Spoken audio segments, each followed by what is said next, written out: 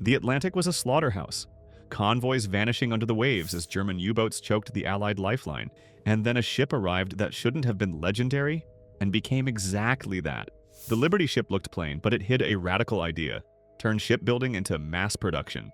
Prefab parts, welded seams, older but bulletproof engines, an industrial hack that beat submarines with arithmetic. From 1941 to 1945, American yards launched Liberties at a stunning tempo, about 3 hulls every 2 days, until thousands were at sea, hauling fuel, food, tanks, and hope. It became the most mass-produced ship in history, a floating proof that speed on the assembly line could change a war more than speed through the water. By late 1940, Britain was fighting alone and running out of ships. The United States answered with an emergency shipbuilding program that mobilized 18 new and expanded yards and hundreds of thousands of workers. The idea was radical for its time: freeze the design, prefab the parts, weld instead of rivet, and turn shipbuilding into an assembly line. The standardized hull was coded EC2-S-C1-, what the world came to call the Liberty ship. Its roots came from a plain British tramp steamer design: slow, roomy, and easy to build. Not fancy or cutting edge. That was the point. Instead of scarce turbine gearboxes, it used a reliable triple expansion steam engine that more factories could produce. Sections of hull, deck houses, and masts were built in parallel, then craned into place and stitched together with long, clean welds. When the first ship, SS Patrick Henry, launched in 1941, it carried a name that matched its mission: deliver liberty across the ocean. Fuel, food, and weapons, no matter how many U-boats waited outside the harbor. A Liberty ship wasn't huge by today's standards, but it was perfectly sized for the job. Overall length, about 135 meters, 441 feet. Beam, roughly 17 meters, 57 feet. Draft, around 8 to 9 meters, deep enough to haul serious weight, shallow enough to use many ports. Top speed was about 11 knots. No record setter, but reliable across oceans. Cargo capacity averaged roughly 9,000 metric tons, the equivalent of more than 200 fully loaded semi-trucks rolling onto a single deck. Crews typically totaled 50 to 100 people. Most were civilian merchant mariners who ran the ship day to day. The rest were U.S. Navy armed guard who manned the radios and guns.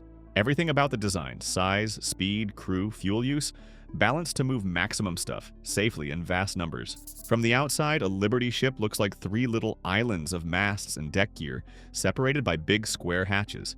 That's the cargo machine. There are 5 holds, each sealed by a raised steel coaming, layered wooden hatchboards, strongbacks, and canvas tarpaulins to keep out green water. Above them stand tall masts with derrick booms. Each boom pivots on a heel fitting and is held by topping lifts and guy lines. Steam winches pay out and haul in the cargo wires. In port, the crew rigs one boom over the dock and another over the hold, then marriages the two with runners so crates, drums, or vehicles can fly out of the ship and down to the pier, or into waiting lighters, without shore cranes. That self-sufficiency let Liberties unload almost anywhere, even in bomb-damaged or bare-bones harbors.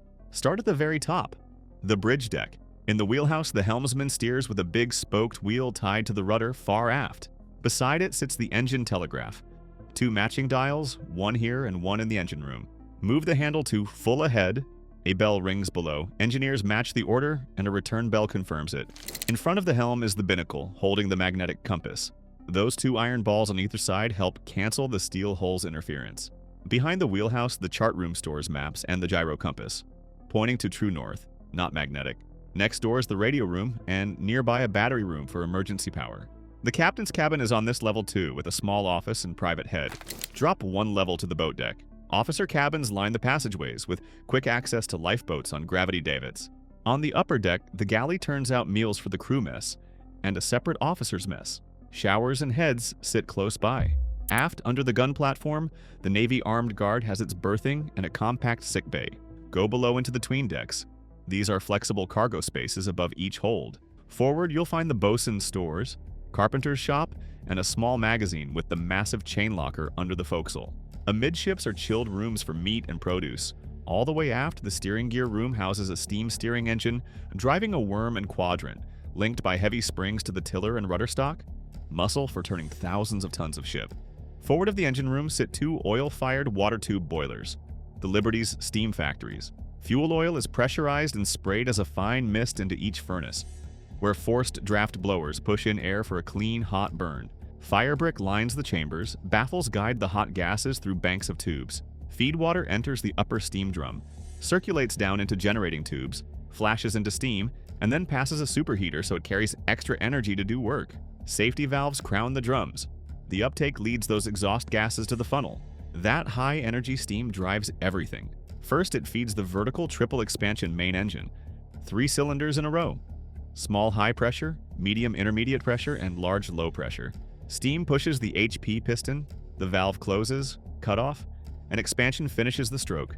Exhaust goes to the IP, expands again, then to the LP for a final push. Crossheads keep the long piston rods running straight. Connecting rods turn the crankshaft. A thrust bearing takes the push and passes it aft through the shaft alley to the 4-bladed propeller. Spent steam enters the main condenser, a big heat exchanger flushed with cold seawater. Steam collapses back to water, condensate, drops into the hot well, and is pumped, after deaeration, heating, back to the boilers. Smaller steam engines power the cargo winches, generators, pumps, blower fans, and even the steering engine. Simple, rugged, closed loop, and built to run for weeks at sea. These were cargo ships, but they sailed into a shooting war. A typical Liberty carried a 4-inch gun on the stern to fight off surfaced submarines, a 3-inch gun at the bow, and multiple 20mm anti-aircraft mounts on raised tubs around the ship.